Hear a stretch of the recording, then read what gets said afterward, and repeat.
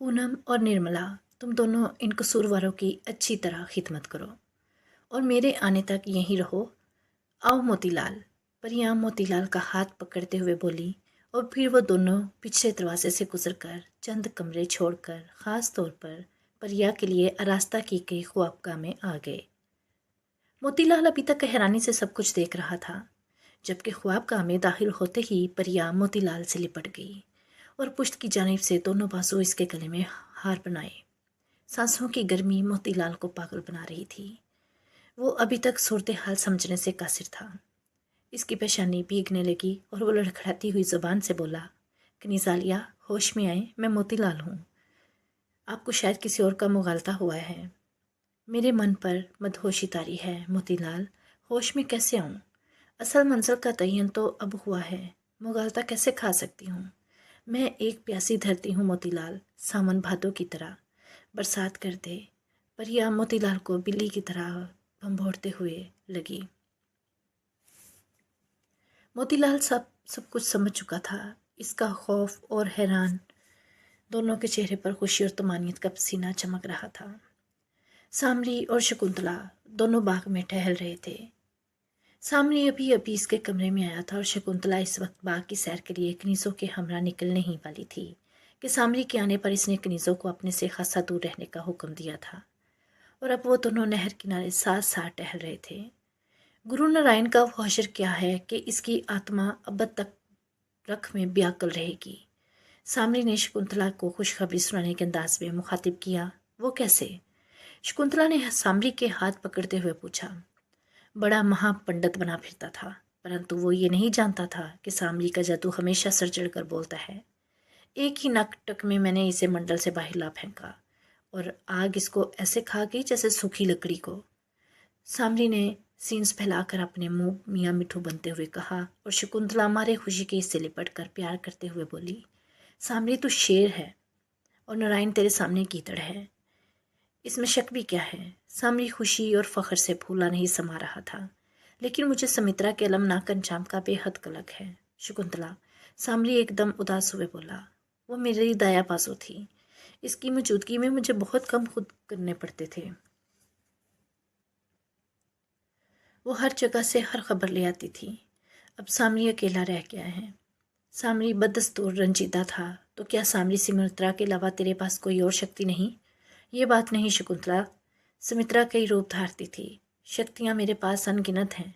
बेशुमार बैर महाबैर और संख्य मेरे एक इशारे पर पहाड़ को उठा सकते हैं।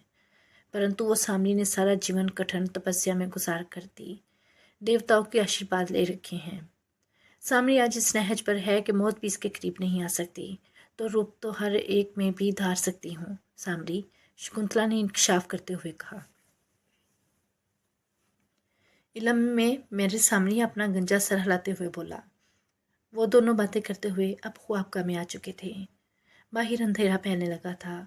शकुंतला अपने बेड पर बैठ गई और सामरी बड़ी सी कुर्सी पर बैठ गया। शकुंतला ने तमाम बंदियों को बाहर जाने का इशारा किया।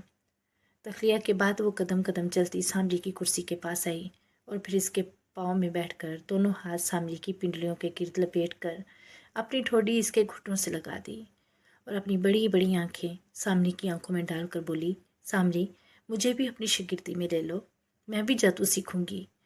तो खुद बहुत बड़ी साहिरा है शकुंतला। सामरी अपनी भद्दी उंगली इसके होंठों पर रखकर प्यार से बोला। तेरे हुस्न का जादू जिस पर चल जाए वो दुनिया से बेगाना और तेरा दीवाना हो जाता है। मुझे टालो नहीं, शकुंतला मुंह बसोरते हुए बोली। मैं हर वक्त डरती रहती हूँ कि किसी दिन मेरे दुश्मन मुझे आग में जला ना दे और फिर तलवार और नेज़ा भी तो मुझे काट कर रख सकते हैं और मैं अभी दुनिया का मज़ा लेना चाहती हूँ, मरना नहीं चाहती। तो मुझे कोई ऐसा अमल बता दो कि मेरा जीवन महफूज हो जाए, ताकि हम दोनों अमर हो जाएं और ज़ाती से जीवन का लुत्फ़ लें। तो पुरतैश ज़िंदगी की आती होती जा रही है शकुंतला, जबकि सफली अमल काला जादू करने के लिए मन को मारना पड़ता है, बड़े कष्ट काटने पड़ते हैं, कठिन तपस्या करनी पड़ती है। देवी देवताओं को राम करना मामूली बात नहीं, जान जोखों का काम है। अमल या ध्यान बटने की सूरत में जान भी जा सकती है। मुझे मंजूर है, मैं करूँगी।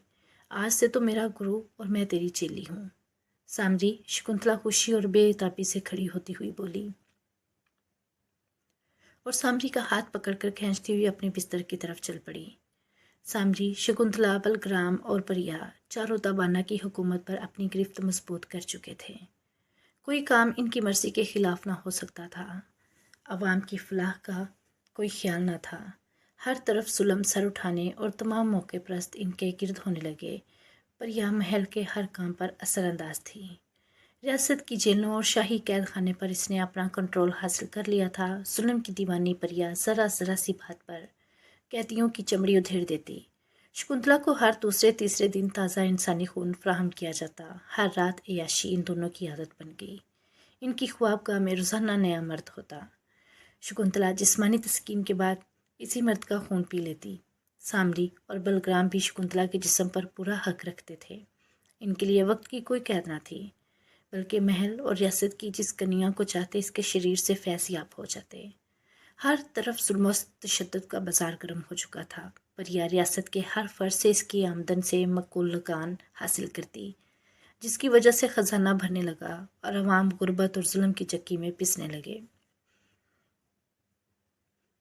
हर माह काली के मंदिर के अहाते में शाही अदालत लगती और सज़ा और इंसाफ के नाम पर सैकड़ों बेगुनाह अज़ियतनाक तरीके से मरवा दिए जाते। खेलों के नाम पर गुलामों और कैदियों में लड़ाई करवाई जाती, जिसमें किसी एक की मौत यकीनी होती। परिया और शकुंतला की शाही सवारी के आगे इंसान जुटे हुए होते, जिन पर शाही जलाद मुसलसल कोड़े बरसाते। इंसानों की चीखें और खून के उड़ते छींटे परिया और शकुंतला की तस्कीन का बाइस बनते। बलग्राम को आम सा सपा सलार था, लेकिन जुल्म के इस सैलाब में वो भी बह निकला। वो जानता था कि शकुंतला और सामरी महान शक्तियों के मालिक हैं। इनसे ज़रा सा इख्तलाफ इसे इबरतनाक अंजाम से दो चार कर सकता था। और सामरी के लिए तो जादू ही सब कुछ था। इंसानी ज़िंदगी या हुकूमत इसके लिए कोई अहमियत न रखते थे। ताबाना में हर तरफ जुल्म की आंधी छा चुकी थी। शरीफ तबा अमरा और दरबारी गोशा नशीं हो चुके थे। किसी की इज्जत महफूज ना थी। इंसाफ, नापैत और खुशहाली अवाम की दस्तरस से दूर होने लगी।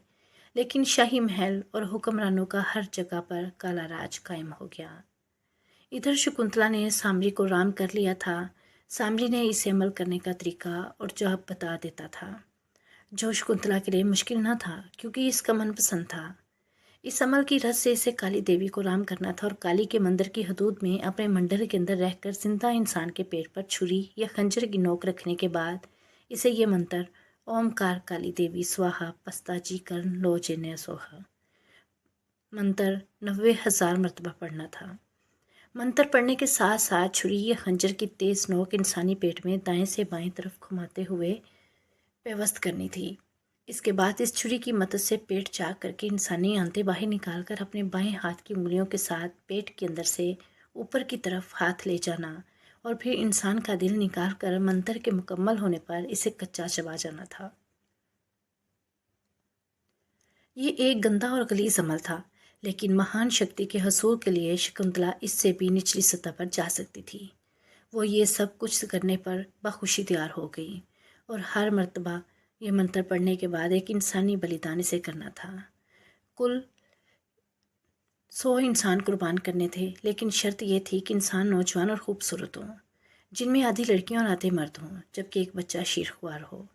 शकुंतला ने तैयारी करनी शुरू कर दी और काली के मंदिर में बड़े हाल के बीचों बीच काली माता के बुत के नीचे ये अमल करने की ठानी।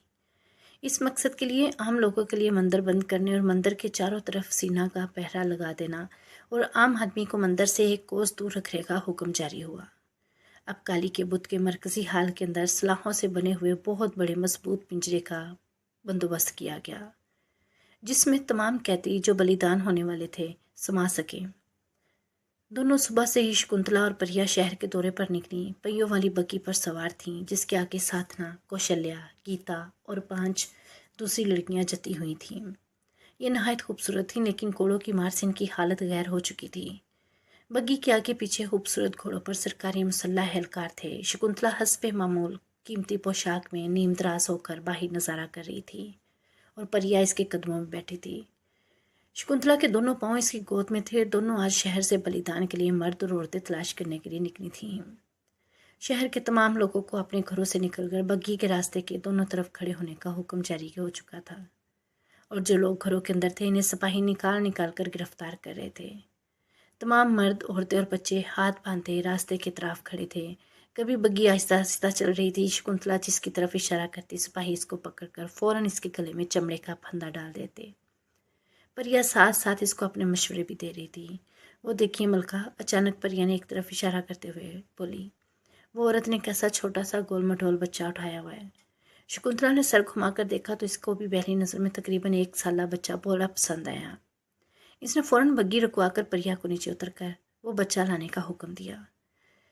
एक सिपाही बग्गी के ऊंचे पायदान के नीचे घुटने जमीन पर टेक कर रुकू की हालत में हो गया और परिया इसकी कमर पर पांव रखकर फाखराना अंदाज से नीचे उतरी और दोनों हाथ कोल्हों पर रखकर मटकती चाल से इस औरत की तरफ बढ़ने लगी जो बच्चा सीने से चिमटाए खड़ी थी।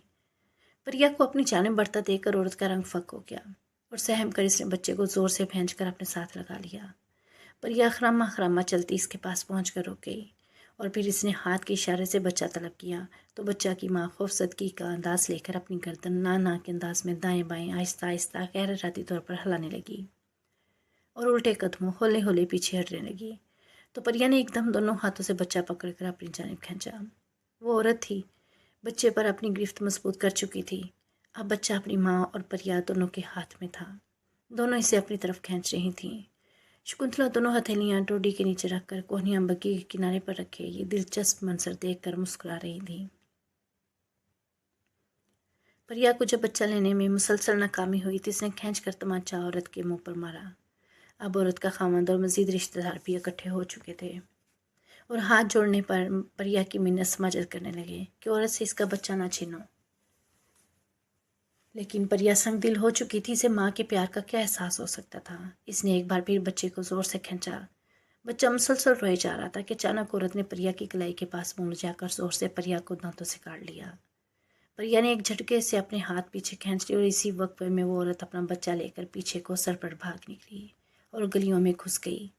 परिया अपनी कलाई पर दूसरा हाथ रखे सख्त गुस्से और शर्मिंदगी के आलम में थी। इसने फौरन सिपाहियों को इशारा किया तो कई घुड़सवार और पैदल सिपाही इस औरत के ताक़ुब में चल पड़े।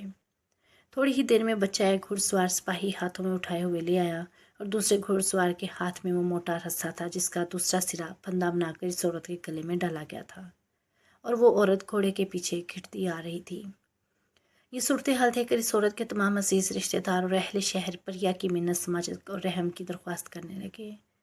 लेकिन अब परिया की संगदली सर उठाने लगी थी। इसने सिपाही को बच्चा कनीज़ों के हवाले करने का हुक्म दिया और औरत को इसी हालत में साथ रखने का कहकर वापस चल पड़ी।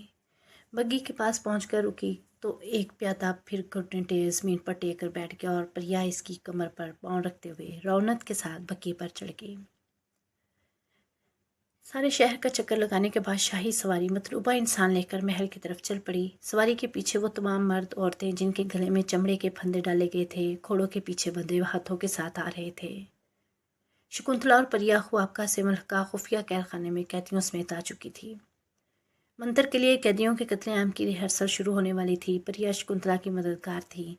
तमाम कैदी जिनमें मर्द और लड़कियां थीं इनके हाथ गर्दन के नीचे रखकर गले से साथ बांध दिए गए थे और दोनों टखनों में भी मजबूत डोरियां बंधी थीं।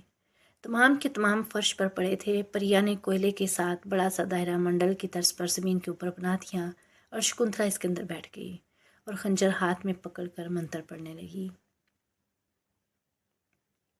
एक लड़की अपने साथ लटा ली।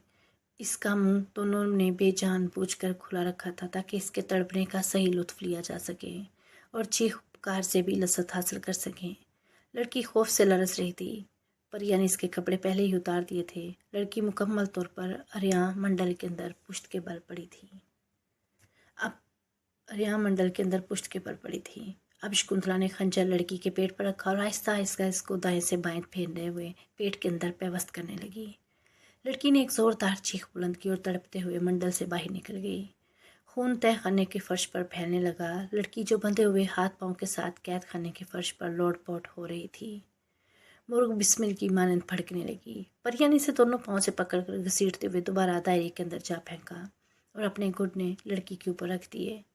शकुंतला ने फिर खंजर पेट के ऊपर फेरने की कोशिश की तो लड़की फिर तड़प उठी।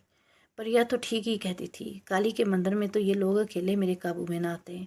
अब मौजूदा तजर्बे की रोशनी में हम काली के मंदिर में जाप शुरू करने से पहले मुकम्मल इंतज़ाम करेंगे। یہ کہتے ہوئے جھلا کر شکنتلا نے بھڑکتی لڑکی کی گردن پر خنجر تیزی سے پھیر دیا۔ تازہ بہتا خون دیکھ کر اس کی حالت خراب ہو رہی تھی اور اس نے بڑی مشکل سے خود پر قابو پا رکھا تھا، لیکن آخرکار ضبط نہ کر سکی اور خون پینے لگی۔ لڑکی کی شہ رگ سے منہ لگا دیا۔ شکنتلا کو جانوروں کی طرح خون پیتا دیکھ قیدیوں کی حالت اور ابتر ہو گئی۔ پریا بھی خوف زدہ ہو گئی اور کپ کپانے لگی۔ ذبح ہونے والی لڑکی خوب تڑپنے کے بعد اب آخری جھٹکے لے رہی تھی۔ پریا نے بھی اتنا خون اشام منظر اور شکنتلا کا ہی روپ پہلی مرتبہ دیکھا تھا۔ خون پینے کے بعد شکنتلا کھڑی ہو گئی اور مسکرا کر پریا کو دیکھنے لگی۔ پریا دل میں ڈرنے لگی۔ پریا کو شکنتلا کا یہ روپ بہت ڈراؤنا لگا تھا۔ شکنتلا مسکراتے ہوئے ایڑی کے زور میں گھومی اور شیشناک کا روپ اختیار کر گئی اور فرش پر پڑے تازہ خون میں لوٹنے اور غسل کرنے لگی۔ خون میں لوٹنے کے بعد اس نے زور سے پھنکار ماری اور شکنتلا کے جسم پر اب خون کا نشان تک نہ تھا۔ وہ نئے خوبصورت شاہی لباس میں 16 سنگھار کیے ہوئے بالکل خوشگوار اور تازہ لگ رہی تھی۔